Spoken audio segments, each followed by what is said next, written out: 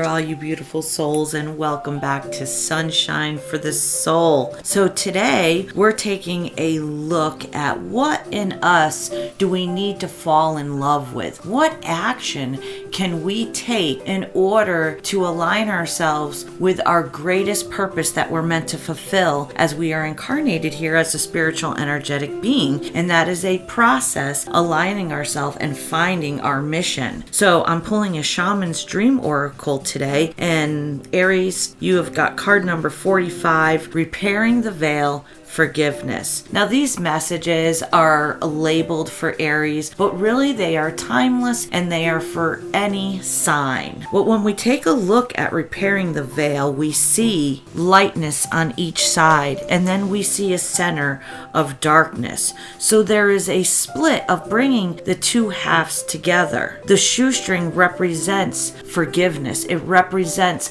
how forgiveness can take things that maybe didn't go the way we wanted to go. Maybe there was unknowns, maybe there was a disagreement, maybe there was problems that caused some type of separation in our lives. This could represent a separation within ourselves from knowing our true selves, and this could represent a separation platonically with somebody in our lives, romantically, business-wise. So the shoestring is able to tie together and bring the two halves into wholeness, just like one of those old school uncomfortable corsets that they made women wear back in the day. You want to talk about cruelty. So how can forgiveness transform a situation that was low energy and in the darkness and allow it to enter the light? Well, it starts with our perception of the situation. If we sit and we perceive something in a victim mentality, that something happened to us, that it didn't go the way we wanted it to go, and now we harbor this anger or this resentfulness, well, that is low energy, and that's going to sit in our chakra systems, and it's going to cause us not to be able to elevate into the higher frequency that is available to us. So we have to clear out those emotions that we hold or that we carry after we've had a situation that really wasn't ideal. Maybe it sucked and you just don't know what to do about it, and you have just harbored these feelings, these emotions towards it, and you haven't been able to seem to get past it. So the shoestring offers a chance to bring this forgiveness. And if we look at the experience as something that we were meant to learn, that it happened for us, opposed to it happening to us in that victim state, then we're allowed to shift the energy. It starts with forgiving ourselves about a situation, how we handled ourselves. Maybe we didn't say the right things. Maybe we didn't act the right way. Maybe we were too busy with so many other things going on in our lives that we didn't give something enough attention that it deserved. So this is a reminder that we have the opportunity to forgive ourselves for the role we played in a situation. We are responsible for the stage of evolvement that we were at the time. But now that now that you see the truth, now you can see the role that you played, that every situation that is negative or perceived to be negative, there's two parts. There's a yin and a yang. There's a mirroring going on of what this lesson is trying to teach you, what this interaction with this person, what this interaction with this job, what this experience is trying to show you so that you can spiritually evolve. We can't be too hard on ourselves, because as an energetic spiritual being, we incarnated here in our human, our meat suits here that we got to lug around because we wanted to go to the schoolroom of Earth. Earth is a place where souls go to learn lessons, to have experiences so that they can elevate their frequency, so that they can enter into higher realms, which gives you more things available to you to create. It's getting to know your true self and being able to manifest instantly. That's what it's like to be in the higher realms, is you have the capability of instant manifestation. So as a soul, these lessons are helping us take these steps to get to the next step, to the next step. It is a constant process of evolvement. It's a constant process of healing, because without these experiences, we have no spiritual growth. So then we need to forgive others. We need to hold space for the other person or the other situation that's on the other half you see of this photo, for what they were going through, what stage of evolvement they were in. What else was going on in their life that may have caused them to be out of focus, to be out of alignment. Forgiveness is an opportunity to clear these energetic blockages so that we can elevate. So, what you need to do, or what I do, is I look at situations in my life, and if I have any ill will towards anybody, or if I'm harboring any resentfulness, well, then I look at that and I address that. I look at what lesson is this trying to teach me. Then I forgive myself, then I can forgive them, and then I release that energy towards them. What they do with the situation is up to them. They have free will to evolve how and when they want to. We are only responsible for our choices. We're responsible for our consequences. When you forgive yourselves and when we forgive other people, we are energetically rising the frequency and the vibration between both of you. So what you think and how you act and how you feel is a reflection on everybody else around you. So the problems you come across, every single case, every marriage, every boyfriend or girlfriend, every significant other, every experience we've ever had was intentionally aligned for you to be able to have that experience so that you could grow and you could take that next step. I recently realized that my marriages were absolutely stepping stones, pushing me in the direction where I needed to be to interact with a divinely orchestrated connection. Every single one of your connections in life is divinely orchestrated, but there are some that are very important, are the driving catalyst for everything that happens. I lived in the state of Connecticut. I probably would have never left Connecticut, but my first marriage was not what I had thought it was going to be. It was something that I experienced. It was very negative. It was very challenging. There was a lot of pain and suffering. There was a lot of trauma. There was a lot of healing that needed to be done. But that relationship pushed me to leave it. Not only did I leave it, but I left the entire state of where I was brought up because I needed to get away from the people, places, things, ideas, and belief systems so that there was an opportunity for me to get to know myself. Why had I chosen to marry somebody that was an alcoholic? Why had I chosen to marry somebody that was a narcissist, even though at the time I didn't know that? I didn't even know that that was a concept. I as a soul chose to have those experiences because they were stepping stones of where I had to be next. So I'm just giving you an example of how the universe works and how every situation we need to offer forgiveness to. Because if my ex-husband played the role in my life under a soul contract to be married to me, to be the narcissist, to treat me badly so that I would lose my self-worth only to leave the marriage to go on a journey to find my self-worth again and find out who I was as a spiritual energetic being, well then I can't harbor any resentfulness towards him because that was divinely guided. That was a stepping stone for me. And when I looked at that, that was kind of like a real aha where I couldn't even harbor any resentfulness towards him.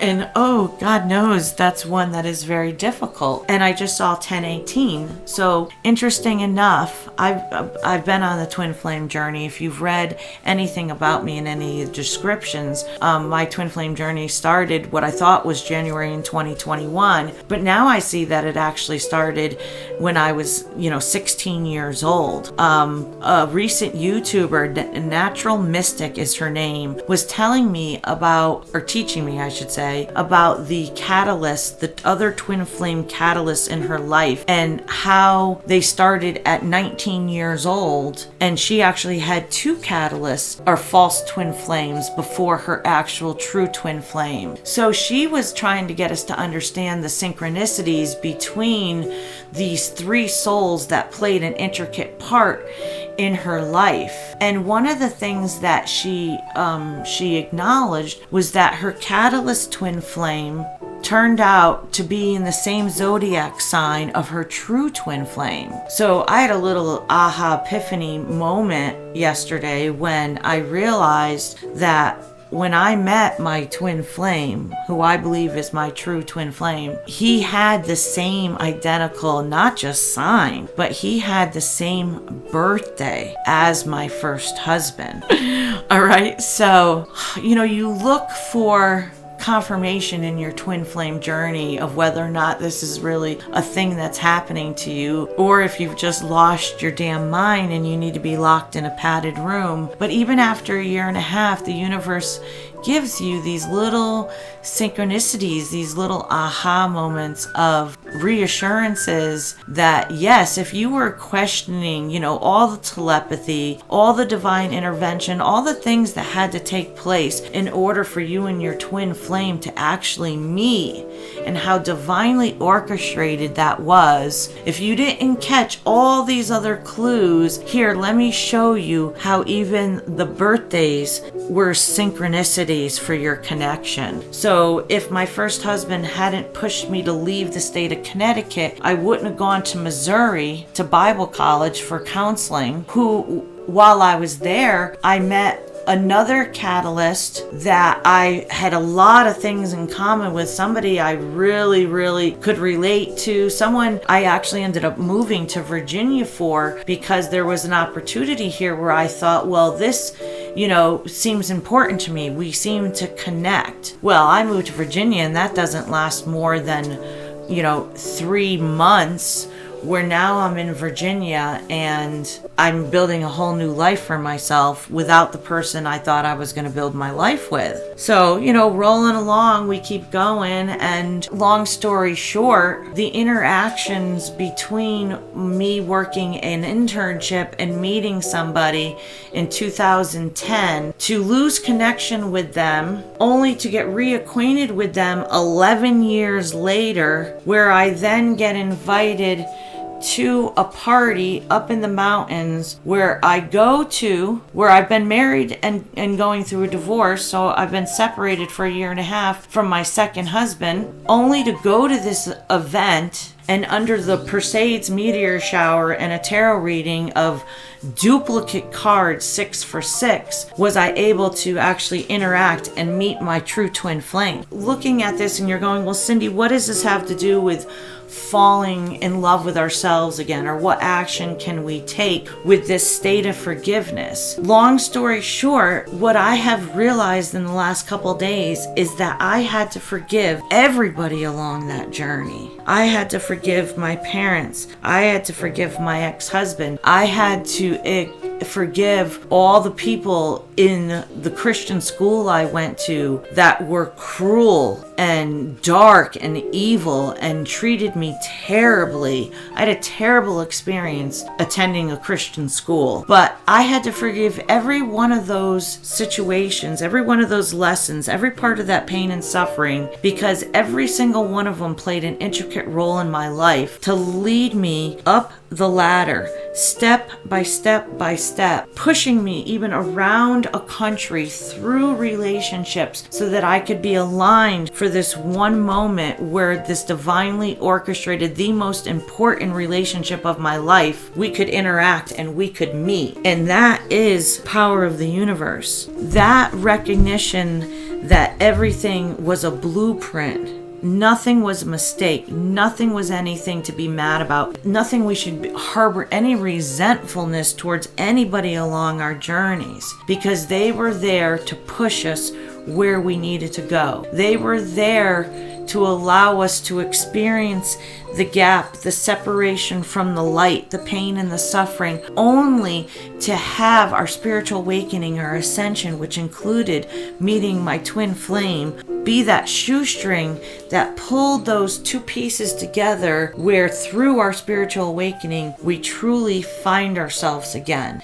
And we clear out those energetic blockages and we elevate so that we can step in to our purpose, our our divine role, our mission that we came here to do. So, Aries and every other sign, if you're listening to this message about forgiveness, I think this is the universe calling us to really look at those experiences in our lives and sit in a state of gratitude and forgiveness for ourselves and for others, because we are going through some very strong energies right now. We're going through a time where the earth is being bombarded with frequencies and high energy plasma. We have been in a geostorm for about 5 days now, and it is forcing these energies to come up. So if you resonated with this reading, if you resonated with this message, liking, sharing, and subscribing is a great way to connect energetically. Kind of claim that, put 1111 in the comment section and combine your energy with this message and take it in and sit and look in your lives and go, where can I forgive myself? What roles that I played that I've been harboring, that I wasn't good enough, that I wasn't worth something, that I did something wrong? Where in other people's lives can we offer the same forgiveness and hold space for them to be able to have their journey and do it in their period of time that feels comfortable with them? We're all on the same journey. We're just on different steps, but all of us are on that same staircase. There's nobody that's not on that staircase with us. So I really hope you enjoyed this, and thanks for hanging out with me. This is great. I so appreciate you giving me your time. And don't forget to like, share, and subscribe, or share this message with somebody that maybe you feel needs to hear this. And we'll see you at the next reading for you guys, Aries. Peace.